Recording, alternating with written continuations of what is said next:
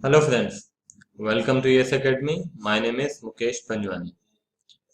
आज हम पार्टनरशिप का एक और टॉपिक देखने जा रहे हैं जिसका नाम है treatment of reserves and accumulated profits and losses है। हालांकि ये कब हो रहा है? At the time of change in profit sharing ratio. अभी यही टॉपिक हम पढ़ रहे हैं कि यदि पार्टनर्स आपस में प्रॉफिट शेयरिंग रेशियो चेंज करते हैं तो उनको क्या क्या करना होगा। ध्यान होगा, सबसे पहले हमने ये देखा था कि गेनिंग रेशियो, सेक्रीफाइसिंग रेशियो, फिर हमने देखा था ट्रीटमेंट ऑफ गुडविल, है ना। ये सारी चीजें हमने देखी हैं। तो जब कोई पार्टनर्स के बीच में प्रॉफिट शेयरिंग रेशियो चेंज हो रहा है तो हमको रिजर्व्स का, एक्यूमुलेटेड प्रॉफिट्स का और लॉसेस का भी सेटलमेंट करना पड़ता है। अब इसका मतलब क्या है और ये सब क्यों कर रहे हैं ये समझते हैं। तो मान लीजिए कि यहाँ पे दो पार्टनर्स हैं। ये आपका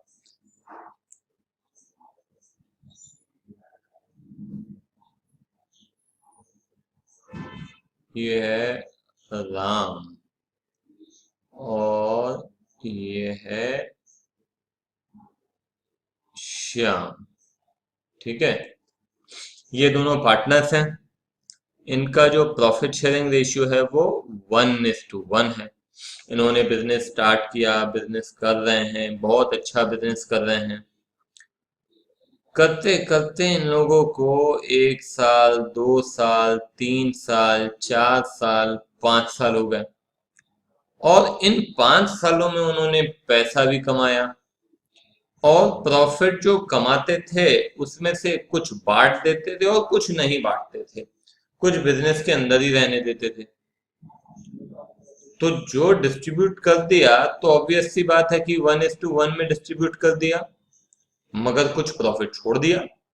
मान लो कि इनके पास अभी भी कुछ प्रॉफिट रखा हुआ है जिसको हम बोल रहे हैं एक्यूमुलेटेड प्रॉफिट्स। किताबों में पिछले साल के भी कुछ प्रॉफिट है जिसका बंटवारा नहीं हुआ है।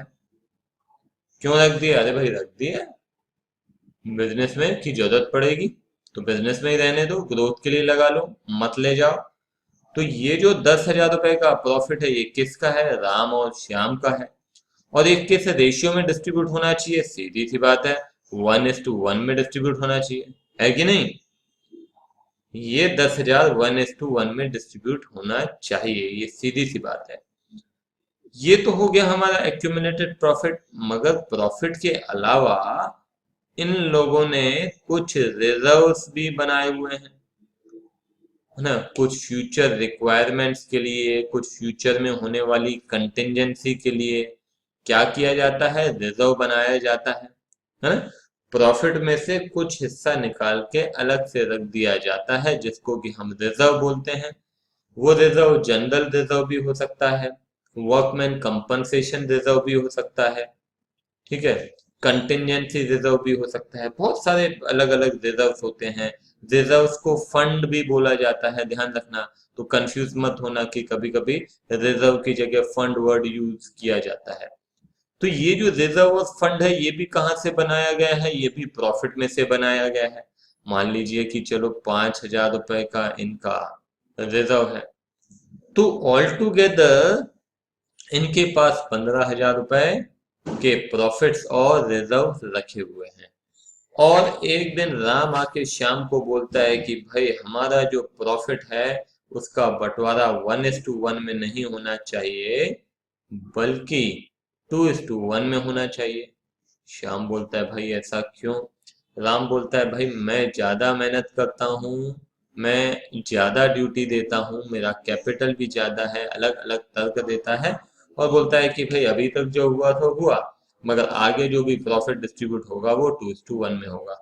श्याम को उसकी बात सही लगती है, श्याम तैयार हो जाता है, बोलता है ठीक है। अब दोनों बोलते हैं, आपके पास आते हैं और बोलते हैं कि भाई साहब ये बताइए, भाई साहब या फिर बहन जी, तो बोलते हैं कि ये बताइए कि ये 15,000 का क्या करें? इस 15,000 का डिस्ट्रीब्यूशन करना है या नहीं करना है? कैसे करना है, किस रेशियो में करना है। तो आप बोलते हो कि भाई ये 15,000 कब का प्रॉफिट है। तो वो लोग बोलते हैं भाई पिछले 5 साल में हमने पैसा कमाया था, उसमें से ये 15,000 का बंटवारा नहीं हुआ है, ये अभी भी किताबों में ऐसे ही रखा हुआ है। तो आप क्या बोलोगे, ये प्रॉफिट 1:1 में बांटो या 2:1 में बांटो। सीधी सी बात है, ये पुराना प्रॉफिट है ना, ये पुराने प्रॉफिट में से बना हुआ रिजर्व है। तो ऑब्वियस सी बात है क्या करना चाहिए, पुराने रेशियो में बांटना चाहिए। तो कहने का मतलब ये है कि यदि क्वेश्चन के अंदर कोई भी एक्यूमुलेटेड प्रॉफिट है, एक्यूमुलेटेड लॉस है, रिजर्व्स हैं, रिजर्व्स कैसे कैसे हो सकते हैं, देखो इधर आप अच्छे से मैं आपको बताता हूँ। एक, अगर एक्यूमुलेटेड प्रॉफिट मिला, बांट दो, लॉस मिला, बांट दो। ये प्रॉफिट भी बांट देंगे, लॉस भी बांट देंगे। प्रॉफिट आप कैसे बांटेंगे, किसी पार्टनर को प्रॉफिट कैसे देते हो, पार्टनर का कैपिटल अकाउंट क्रेडिट करके। किसी भी व्यक्ति को यदि हमको कुछ पैसे देने हैं तो उसका अकाउंट हम क्या करते हैं, क्रेडिट। तो प्रॉफिट यदि हमको बांटना है तो हम उसका अकाउंट क्रेडिट करेंगे। जर्नल एंट्री क्या होगी बता सकते हैं, इसकी जनरल एंट्री होगी accumulated profit account debit to partner capital account, है कि नहीं। ठीक है, किस रेशियो में बांटा जाएगा, ये बांटा जाएगा ओल्ड रेशियो। किस रेशियो में, ओल्ड रेशियो में। दूसरा आइए रिजर्व्स की बात करते हैं। अच्छा अब बात करते हैं लॉस की, एक बार लॉस देख लो। तो लॉस भी जब बांटेंगे तो फिर क्या करेंगे, पार्टनर्स का कैपिटल अकाउंट डेबिट करेंगे। क्यों डेबिट करेंगे, क्योंकि वो पैसे हमको उनसे लेने हैं। जब पैसे लेने होते हैं तो डेबिट करते हैं, देने होते हैं तो क्रेडिट करते हैं। तो लॉस की जर्नल एंट्री क्या होगी बता सकते हैं, तो लॉस की जर्नल एंट्री हो जाएगी partners capital account debit to accumulated loss. ठीक है, बात समझ में आई। अगर आप चाहते हैं लिखवाने के लिए तो मैं लिखवा भी दूंगा, अभी ध्यान दें मगर। एक्यूमुलेटेड प्रॉफिट लॉसेस हो गया। उसके बाद आइए रिजर्व। तो रिजर्व अलग अलग प्रकार के होते हैं। जनरल रिजर्व हो गया, क्या करेंगे, जनरल रिजर्व बांट दो। किसके बीच में, पार्टनर्स के बीच में, किस रेशियो में, ओल्ड रेशियो के बीच में। ठीक है, आई बात समझ में, ये भी हो गया। तीसरा, workman compensation reserve. Workman compensation reserve. मगर एक बात ध्यान रखना, whenever you are distributing workman compensation reserve, that has to be distributed among the partners in the old profit sharing ratio, but after settling any liabilities regarding this। मतलब workman compensation reserve क्यों बनाया है आपने पहले समझना, ये क्या है, वर्कमैन कंपनसेशन रिजर्व। कंपनसेशन मतलब मुआवजा। आप क्या कर रहे हैं, आपके यहाँ जो एम्प्लॉयज हैं, मान लो कि आपकी एक फैक्ट्री है और फैक्ट्री में किसी एम्प्लॉय के साथ कोई दुर्घटना हो जाती है, मशीन के साथ, मशीन में हाथ फंस गया। तो अब उसको हमें क्या देना पड़ेगा, मुआवजा देना पड़ेगा। और उस मुआवजे की तैयारी आपने पहले से करके रखी है, क्यों, क्योंकि फैक्ट्री है, दुर्घटना होती रहती है, तो आपने उसके लिए रिजर्व बना के रखा है। तो ये रिजर्व आप बांटेंगे अगर पार्टनर्स के बीच में, तो पहले आप देखेंगे कि कोई वर्कमैन कंपनसेशन लायबिलिटी है क्या। तो यदि लायबिलिटी है तो पहले वो लायबिलिटी को सेटल करो। उसके बाद यदि कुछ पैसे बचते हैं तो डेफिनेटली आप पार्टनर्स के बीच में बांटेंगे। तो यहाँ पे मैं लिख देता हूं, after settling the workman compensation claim. अगर कोई क्लेम है तो उसको सेटल करो, सेटल करने के बाद जो बचता है उसका बंटवारा करो। आई बात समझ में। तो जनरल रिजर्व हो गया, वर्कमैन कंपनसेशन रिजर्व हो गया। इसके बाद आ जाते हैं इन्वेस्टमेंट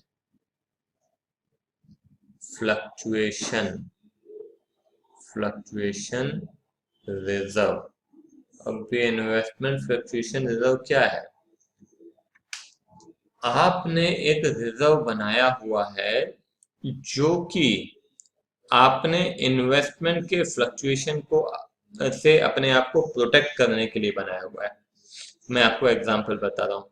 मान लीजिए कि आपने रिजर्व बनाया 1,000 रुपए का।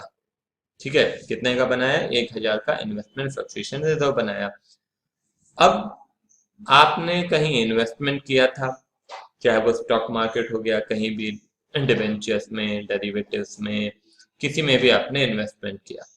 कितना इन्वेस्टमेंट किया? आपने 10,000 रुपए का इन्वेस्टमेंट किया। अब उस 10,000 रुपए के इन्वेस्टमेंट की कीमत जब आप प्रॉफिट शेयरिंग रेशियो चेंज कर रहे हैं तो आप देख रहे हैं उसकी कीमत हो गई है 9,500। तो ये जो रिजर्व आपने बनाया है, ये क्यों बनाया है? ये अपने आप को इस इन्वेस्टमेंट के फ्लक्चुएशन से प्रोटेक्ट करने के लिए बनाया है कि यदि कीमत कम हो जाती है तो उसके लिए हम रिजर्व बना रहे हैं। तो आपने रिजर्व कितना बनाया हुआ है? आपने रिजर्व बनाया 1,000 रुपए का। आपका इन्वेस्टमेंट कितना हो गया? 500 रुपए कम हो गया। तो ये 500 रुपए का जो फ्लक्चुएशन हुआ है, इसको एडजस्ट करो इस रिजर्व से, और उसके बाद जो बचता है वो पार्टनर्स के बीच में ओल्ड रेशियो में बांट दो। ठीक है, तो यहाँ पे मैं बोलता हूँ इसका हम डिस्ट्रीब्यूशन करेंगे किस, देखो इधर भी जैसे ओल्ड रेशियो में है ना, क्या है? ओल्ड रेशियो में हम एडजस्ट करेंगे। तो यहाँ भी एडजस्ट करेंगे, मगर आप डिस्ट्रीब्यूट करेंगे after adjusting, downward fluctuation,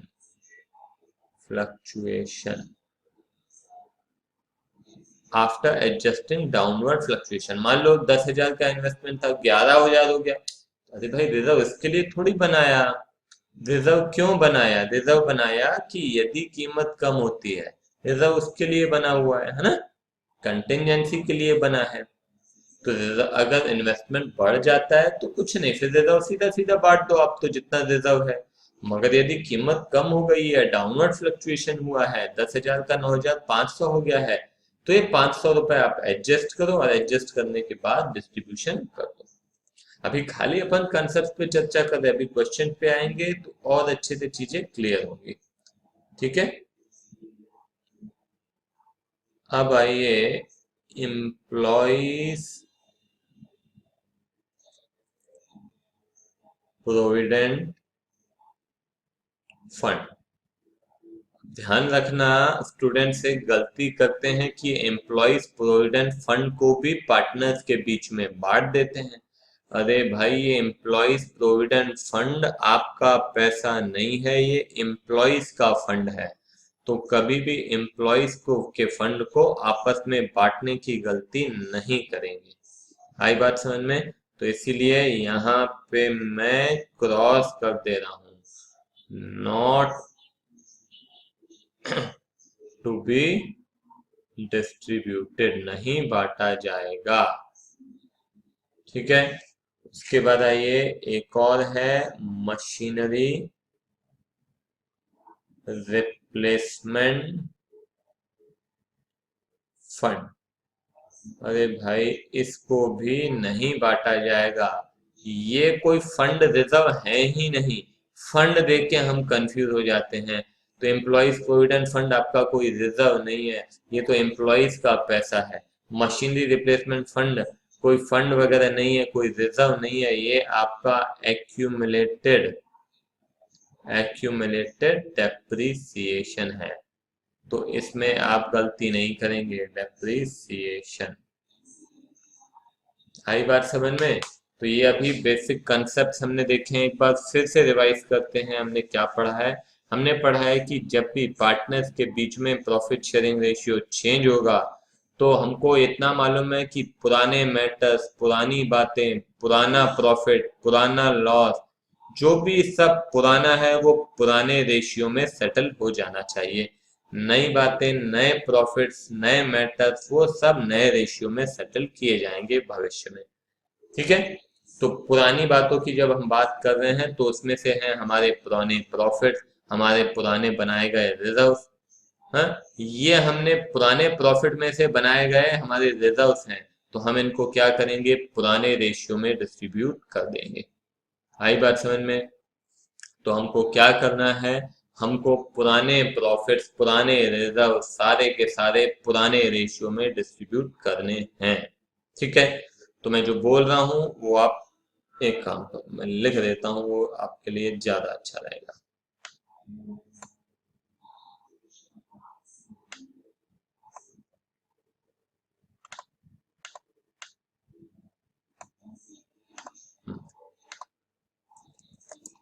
at the time of change in profit sharing ratio, we will distribute distribute old distribute accumulated profits, losses and reserves in among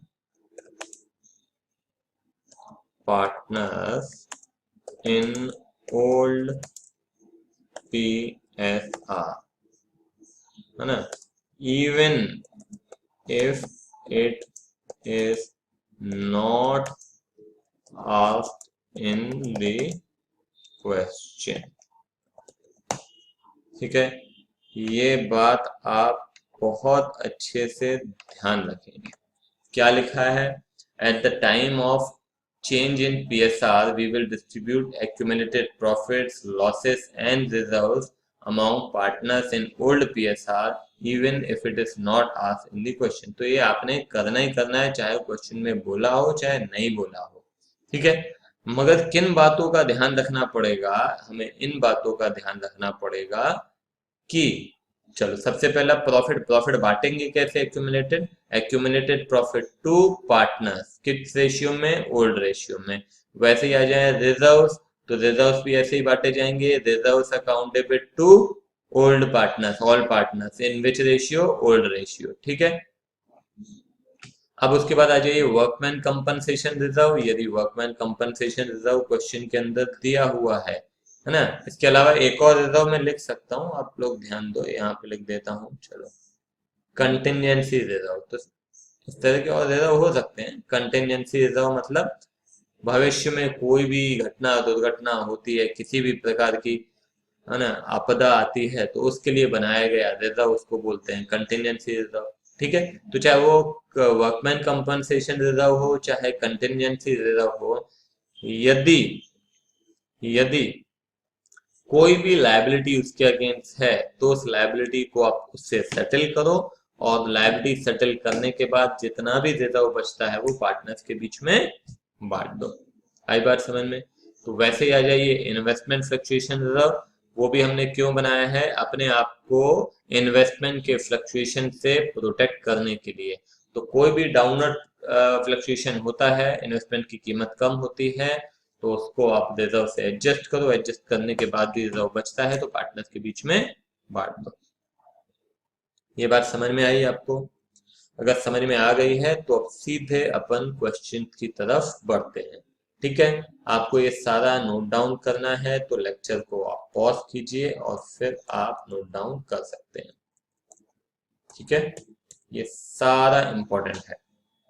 ठीक है, क्या क्या नहीं बांटेंगे, एम्प्लॉयज प्रोविडेंट फंड नहीं बांटेंगे, contingency sorry machinery replacement fund नहीं बांटेंगे, ये दो चीजें बिल्कुल भी आप नहीं बांटेंगे।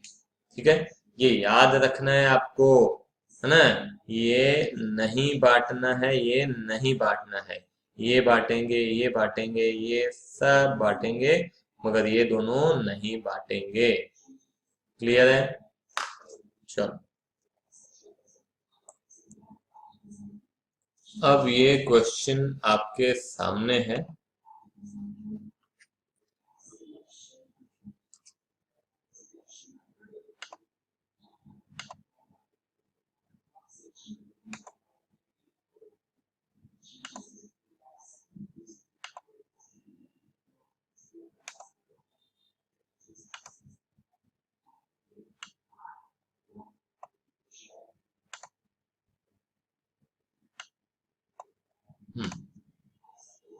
चलो एक काम करते हैं, क्वेश्चन बहुत अच्छे से पढ़ेंगे और फिर इसको डिस्कस करके अपन क्वेश्चन कंप्लीट करते हैं।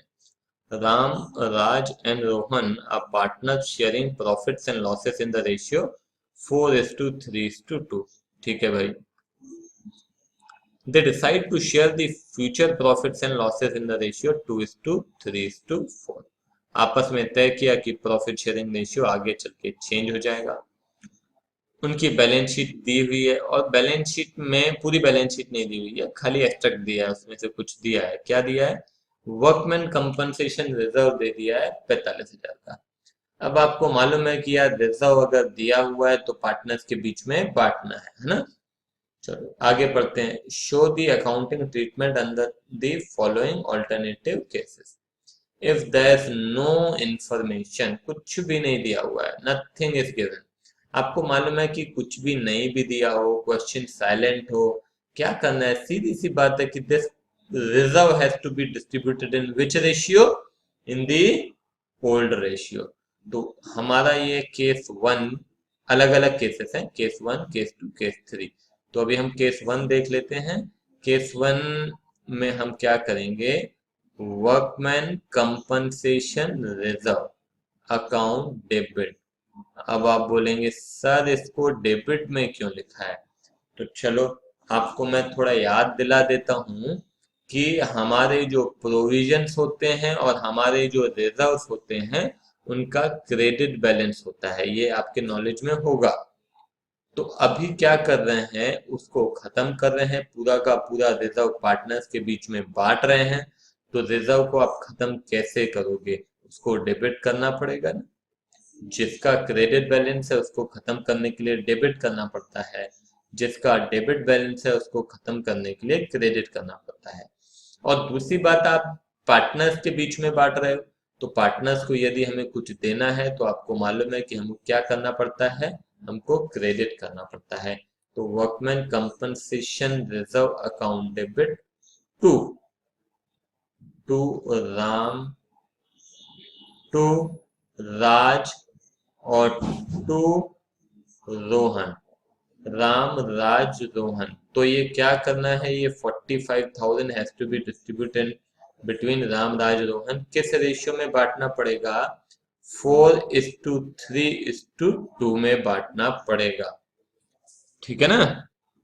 तो बस करके देखते हैं। 45,000 divided by 9 into 4, that would be 20,000। ठीक है, ये हो जाएगा 15,000 और ये हो जाएगा 10,000। बड़ा सिंपल है, बिल्कुल आसान। ठीक है, तो ये हो गया हमारा केस वन। अब चलते हैं केस टू। केस टू क्या बोलता है? If a claim on account of workman compensation is estimated at 22,500। तो भाई मैंने आपको बताया पहले तो सेटल करो, सेटल करने के बाद जो बचता है वो पार्टनर्स के बीच में बांट दो। तो चलिए सेटल करते हैं। हमारा रिजर्व रखा हुआ है 45,000, उसमें से कितना हमको 22,500 दे देते हैं। तो हम कैसे करेंगे? देखो यहाँ पे आपके पास workman compensation reserve account debit कर दिया, कितना देना है? कुल मिला के आपको 45,000 का रिजर्व बना हुआ है, जिसमें से 22,500 तो खत्म हो जाएगा वर्कमैन कंपनसेशन क्लेम में। वर्कमैन कंपनसेशन क्लेम कितना? 22,500। ठीक है, और 45,000 में से 22,500 चला गया, बाकी कितना बचा? 22,500। वो किसके बीच में बांटेंगे? वो बांटेंगे हम इन तीनों के बीच में, टू राम, टू राज और टू रोहन। इन तीनों के बीच में कितना बांटेंगे? 22,500।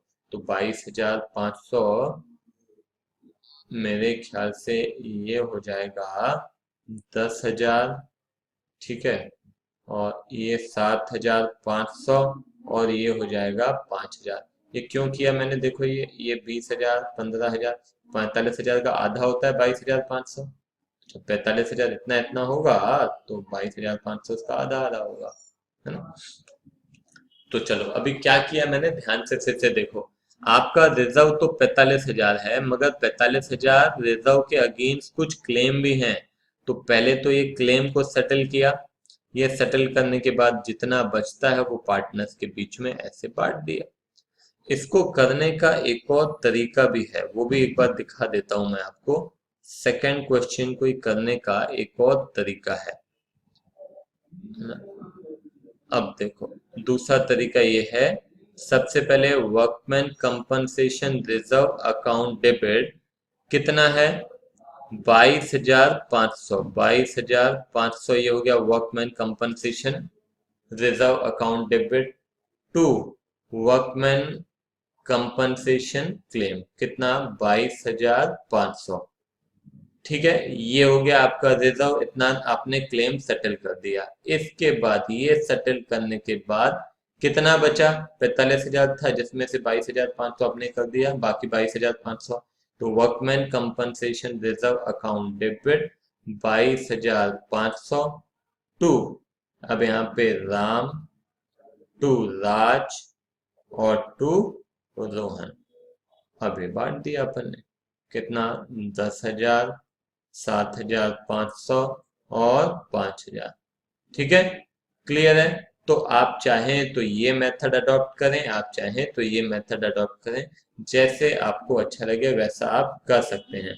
मगर ये ध्यान रखिएगा कि ये मेथड जो है, ये क्या हो गया, हमने एक प्रकार से कंपाउंड जनरल एंट्री किया है। तो ये भी सीखना थोड़ा जरूरी है, मैं समझता हूँ। हालांकि तरीके दोनों सही है, एग्जाम पॉइंट ऑफ व्यू से आप जिससे चाहें कर सकते हैं।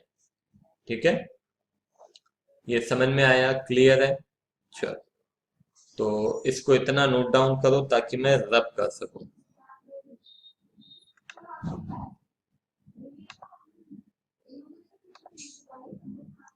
आप लेक्चर को पॉज कीजिए, है ना, नोट डाउन कीजिए, तो फिर अपन आगे बढ़ते हैं।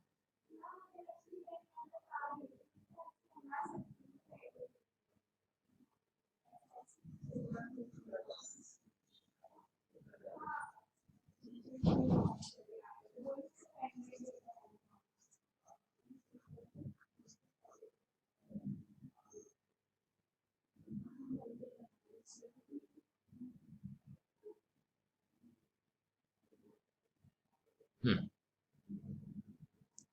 चलिए, तीसरा केस क्या बोलता है? If a claim on account of workman compensation is estimated at 49,500। अब इस बार जो वर्कमैन कंपनसेशन की लायबिलिटी है वो आपके रिजर्व से भी ज्यादा है। तो रिजर्व तो आपका ऐसे ही खत्म हो जाएगा।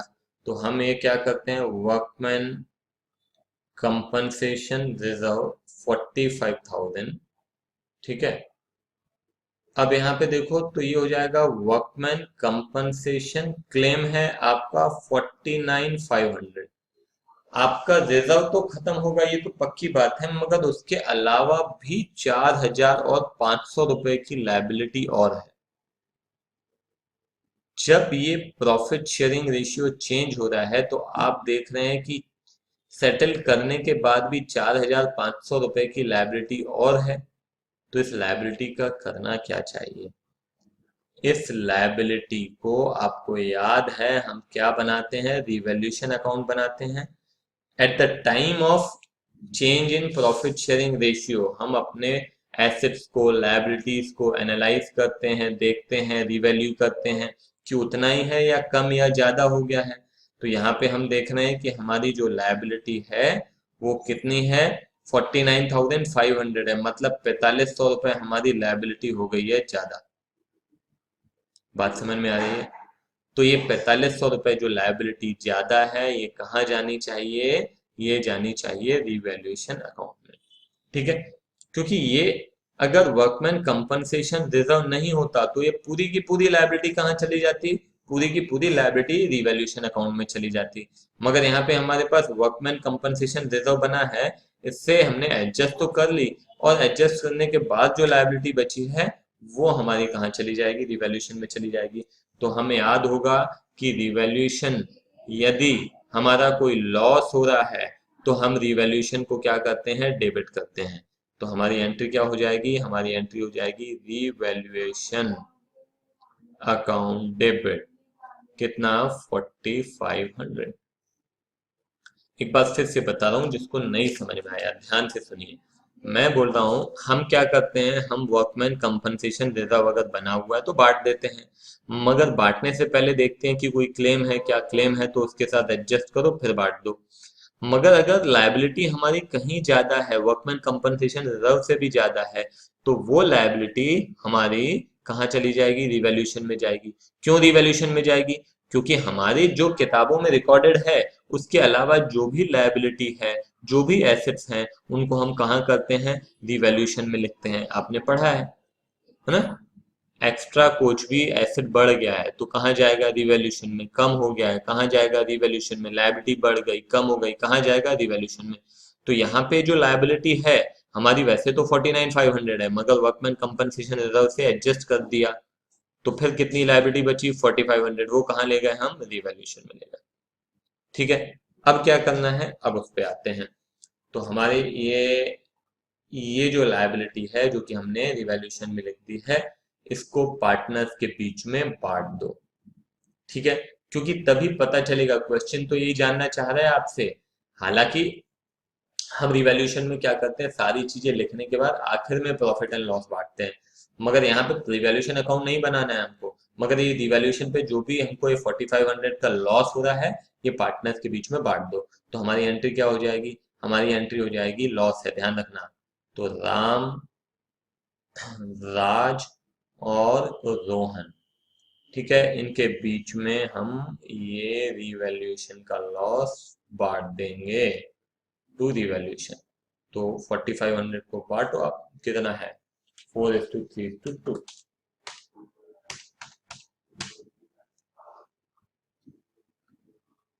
ये हो जाएगा 2000,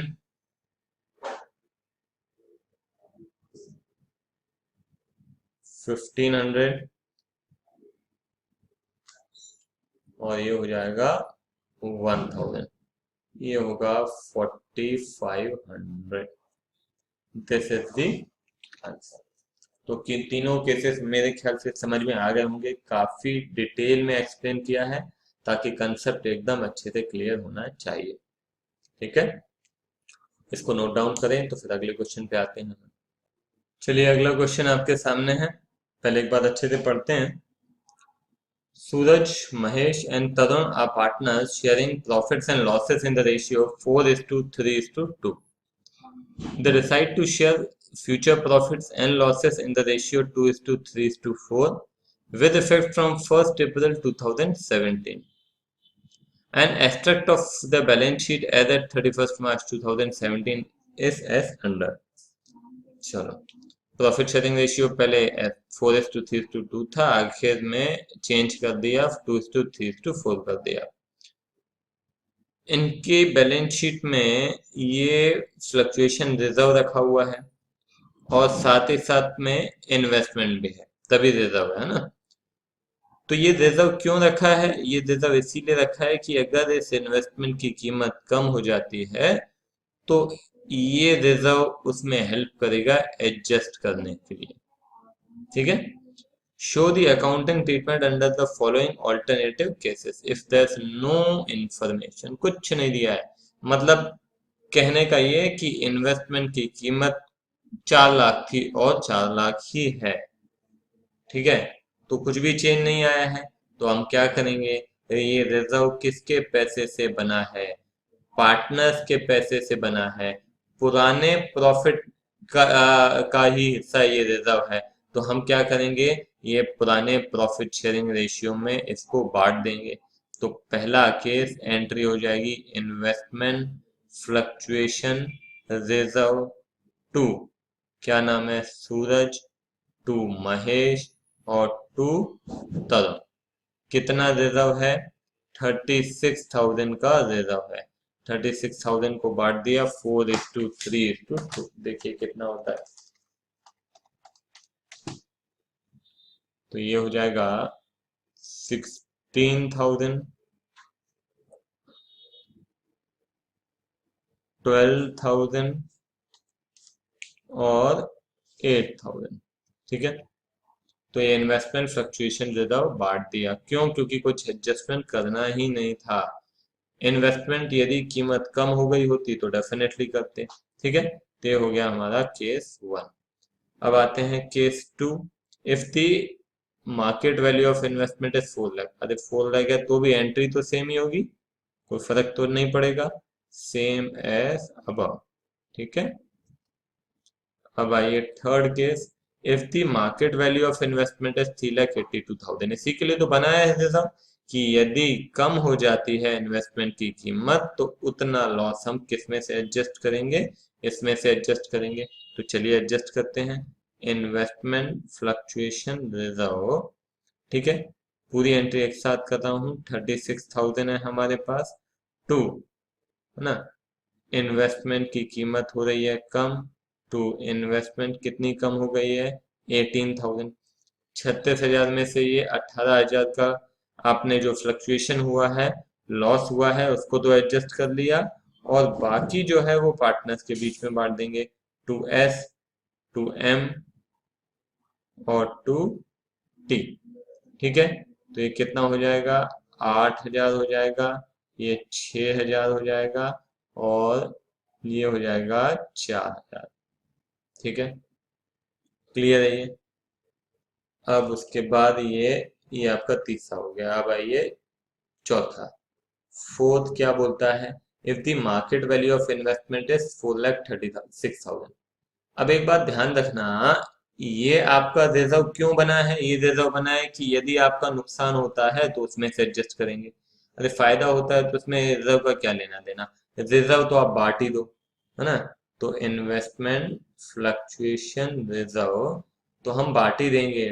टू, क्या नाम है, एस, 2M और 2T। ये तो बांट दो आप सीधा सीधा। 36,000, कितना कितना, 16,000, 12,000 एंड 8,000।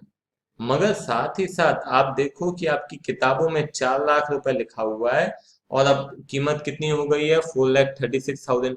मतलब 36,000 आपके एसेट की कीमत बढ़ गई है। जिस दिन आप प्रॉफिट शेयरिंग रेशियो चेंज कर रहे हैं तो उस दिन देख रहे हैं कि इसकी कीमत 4,36,000 हो गई है।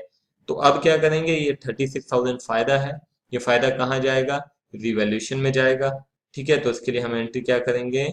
Investment to revaluation. To revaluation कितना फायदा हुआ?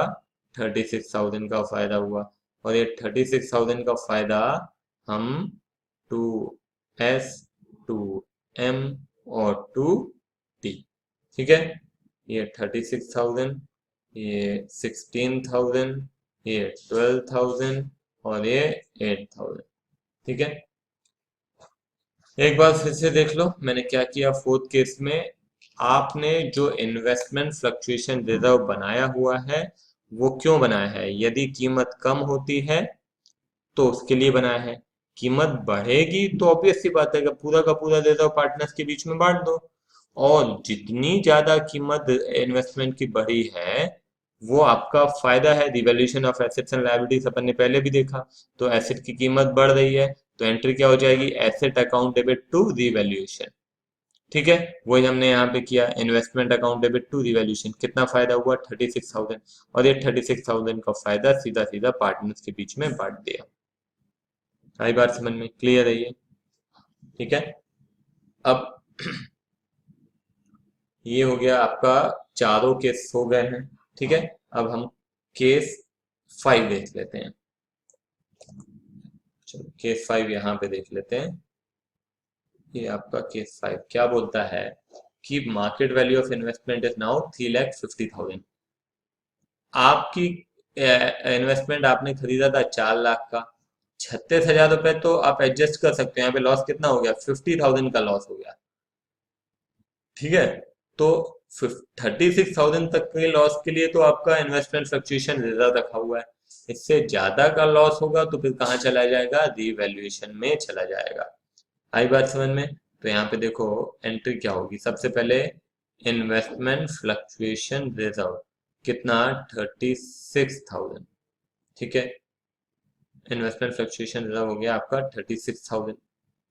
टू, यहाँ पे एक second, to investment, to investment, investment कितनी कीमत कम हो गई है? 50,000। ठीक है, तो ये 50,000 रुपये कीमत कम हो गई है। 36,000 तो आपका इन्वेस्टमेंट फ्लक्चुएशन रिजर्व से एडजस्ट हो जाएगा, मगर जो रिमेनिंग है वो कहाँ जाएगा? रिवैल्यूएशन में जाएगा। क्यों रिवैल्यूएशन में जाएगा? क्योंकि इससे ज्यादा का जो भी लॉस है वो रिवैल्यूएशन में लिखा जाता है। रिवैल्यूएशन में जो भी हमारे एसेट्स एंड लायबिलिटीज कम ज्यादा हो रहे हैं उसको लिखेंगे, तो इसीलिए यहाँ पे 14,000 हमने लिख दिया रिवैल्यूएशन में। अब ये लॉस का क्या करेंगे? लॉस का पार्टनर्स के कैपिटल अकाउंट में लिखेंगे, तो एंट्री हो जाएगी Suraj account, Mahesh account, Tarun account to revaluation. ठीक है, कितना? 14,000। चलो तो 14,000 डिवाइडेड बाई 9 into 4, तो ये हो जाएगा 6,222 4,667 3,111। ये हो गया आपका 14,000। आई बात समझ में? क्लियर है ये? पूरा आप नोट डाउन कर लें, इसको मैं यहाँ रख देता हूँ। ठीक है, अगर फिर भी डाउट है एक बार इस लेक्चर को फिर से देखें, मैं बोलूँगा।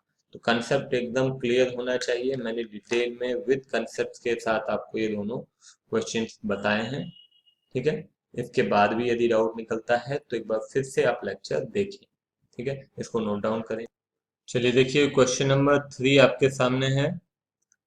बहुत अच्छे से पढ़ेंगे क्योंकि इसमें पूरी वैरायटी कवर हुई है। ठीक है, an extract of balance sheet of sun, moon and stars sharing profits and losses in the ratio 5:3:2 respectively on 31st March 2017 is given below। ठीक है, ये सब दिया हुआ है, आखिर में पढ़ते हैं। With effect from 1st April 2017 they decided to share future profits and losses in the ratio 2:3:5। A claim on account of workman compensation is estimated at ₹40 only। Give the necessary journal entries relating to adjustment of accumulated profits and losses। Necessary journal entries relating to the adjustment of accumulated profits and losses। ठीक है, और ये हमारा workman compensation claim है। कितना? 40 rupees का claim है। अब सीधे अब इधर आइए, अब एक एक पॉइंट को पहले अपन डिस्कस करेंगे बहुत अच्छे से डिटेल में। सबसे पहले जनरल रिजर्व है। क्या करेंगे? जनरल रिजर्व पार्टनर्स के बीच में बांट देंगे। किस रेशियो में? ओल्ड रेशियो में। कंटिजेंसी रिजर्व डेफिनेटली बांट देंगे। किस रेशियो में? ओल्ड रेशियो में। मगर बांटने से पहले देखेंगे कि कोई कंटिजेंसी क्लेम है क्या। अगर क्लेम होगा तो वो घटाएंगे और घटाने के बाद बांटेंगे। क्लियर है ये? Profit and loss, liability side यदि प्रॉफिट एंड लॉस लिखा हुआ है मतलब ये प्रॉफिट होता है, और यदि एसेट साइड लिखा होता तो इसका मतलब लॉस होता। तो ये प्रॉफिट भी आप क्या करेंगे? पार्टनर्स के बीच में बांटेंगे। एंट्री क्या होगी इन सारे केसेस में मालूम है ना? General reserve account debit, contingency reserve account debit, profit and loss account debit, और टू पार्टनर्स कैपिटल अकाउंट होगा। उसके बाद आइए investment fluctuation reserve. Investment fluctuation reserve भी पार्टनर्स के बीच में बांटा जाएगा, मगर बांटने से पहले देखेंगे कि कोई हमारे पास इन्वेस्टमेंट है क्या जिसका डाउनवर्ड फ्लक्चुएशन हुआ हो। ठीक है, वो देखना इंपॉर्टेंट है। एक बार यहीं पे देख लेते हैं अपन। ये 4500 का रिजर्व बना हुआ है। आप ये देखिए, ये इन्वेस्टमेंट है। 60,000 इसकी कॉस्ट थी, अब कीमत हो गई है मार्केट वैल्यू 57,000। तो 3,000 का नुकसान हुआ है, तो ये पहले 3,000 का नुकसान इसमें से एडजस्ट करोगे तो इन्वेस्टमेंट फ्लक्चुएशन रिजर्व रह जाएगा 1,500। फिर वो 1,500 हम क्या करेंगे? पार्टनर्स के बीच में बांटेंगे। इन मशीनरी रिप्लेसमेंट फंड, ये मैंने बताया था, दिस इज एक्यूमुलेटेड डेप्रिसिएशन, इसको नहीं बांटा जाता है। उसके बाद आइए वर्कमैन कंपनसेशन रिजर्व, डेफिनेटली बांटेंगे, मगर इसके अगेंस्ट क्लेम था, ये हमने यहाँ पे देखा हुआ है, तो ये भी बांटा जाएगा, है ना? बांटा जाएगा, मगर ध्यान रखना इसमें कुछ एडजस्टमेंट बाकी है, तो इसलिए मैं यहाँ पे टिक कर दे रहा हूँ। यहाँ भी कुछ एडजस्टमेंट बाकी है, इसलिए टिक कर दे रहा हूँ। अब आइए एम्प्लॉइज प्रोविडेंट फंड, ये एम्प्लॉइज का पैसा है, इसको आप डिस्ट्रीब्यूट नहीं कर सकते हैं। इन्वेस्टमेंट में देख लिया अपन ने, जो भी कम होगा वो रिवैल्यूएशन में जाने की जरूरत नहीं है, उसके लिए हमारे पास रिजर्व रखा हुआ है। Machinery replacement fund, machinery replacement fund investment है ये। मशीनरी रिप्लेसमेंट फंड का इन्वेस्टमेंट है 3,000 रुपए। इसका कुछ करने की जरूरत नहीं है। कोई भी एसेट से लायबिलिटीज की कीमत कम या ज्यादा हुई हो तो वहां पे डेफिनेटली कुछ करने की जरूरत है, नहीं तो जरूरत नहीं है। उसके बाद आइए एडवर्टीजमेंट एक्सपेंडिचर है डिफर्ड। ये एक्सपेंडिचर जो है ये डिफर्ड, ये हमारी हैवी एडवर्टीजमेंट है जिसको कि हम राइट ऑफ करते हैं, और ये जो है ये पार्टनर्स कैपिटल अकाउंट में डेफिनेटली डिस्ट्रीब्यूट करेंगे। ये लॉस है, ये क्या है, लॉस है, ध्यान रखिएगा। तो ये पार्टनर्स के कैपिटल अकाउंट से निकाला जाएगा, ठीक है। तो अब जहां जहां टिक आपको दिखाई दे रहा है ये सारा का सारा बांटना है। तो जनरल रिजर्व में कोई एडजस्टमेंट नहीं है, कंटिजेंसी रिजर्व में कोई एडजस्टमेंट नहीं है, प्रॉफिट एंड लॉस में कोई एडजस्टमेंट नहीं है। ये तीनों को सीधा सीधा हम बांट देते हैं। तो हमारी एंट्री हो जाएगी जनरल रिजर्व अकाउंट डेबिट, ठीक है, कंटिजेंसी रिजर्व अकाउंट डेबिट और profit and loss account debit, ठीक है। कितना है 15,000, 1,350 और 9,000। ये तीनों को तो सीधा सीधा पार्टनर्स कैपिटल अकाउंट में बांट दो, पार्टनर्स कैपिटल अकाउंट, ठीक है। तो ये हो जाएगा 15,000 प्लस 1,350 प्लस 9,000। किस रेशियो में बांटना है, 5:3:2 डिवाइडेड बाय 10 × 5। तो पार्टनर्स कैपिटल अकाउंट में कैसे बटेगा, नाम लिख देते हैं यहाँ पे हम 2SMS, ठीक है। सन मून स्टार, तो ये हो जाएगा 12675। उसके बाद है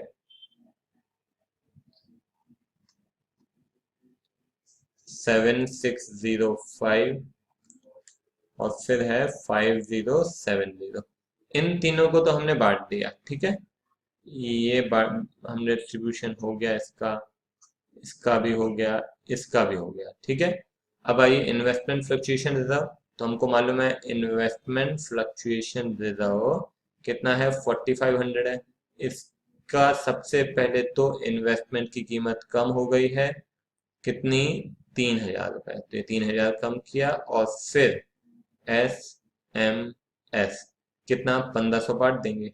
तो 1,500 बांट देंगे, ये हो जाएगा 750 डिवाइडेड बाय 10 × 3। ये हो जाएगा 450 और ये हो जाएगा 300। तो ये भी हो गया, इन्वेस्टमेंट फ्लक्चुएशन रिजर्व भी हो गया। ये बांटेंगे नहीं। वर्कमैन कंपनसेशन रिजर्व डेफिनेटली बांटेंगे। वर्कमैन कंपनसेशन रिजर्व कितना है, 3,600। टू वर्कमैन कंपनसेशन क्लेम कितना है, 40 टू SMS, ठीक है। तो ये हो जाएगा 3,560 डिवाइडेड बाय 10 × 5। ये होगा 1780, 1068 और 712, ठीक है। ये भी हो गया। अब क्या बचा, वर्कमैन कंपनसेशन तो भी हो गया, ये भी हो गया, ये इन्वेस्टमेंट का भी हो गया। मशीनरी रिप्लेसमेंट फंड बांटते नहीं है, इन्वेस्टमेंट है ये, है ना, इसका भी कुछ नहीं करेंगे इन्वेस्टमेंट का। हाँ, अब आइए एडवर्टीजमेंट एक्सपेंडिचर, ये डिफर्ड रेवेन्यू एक्सपेंडिचर है, इसको डेफिनेटली हमारा लॉस है।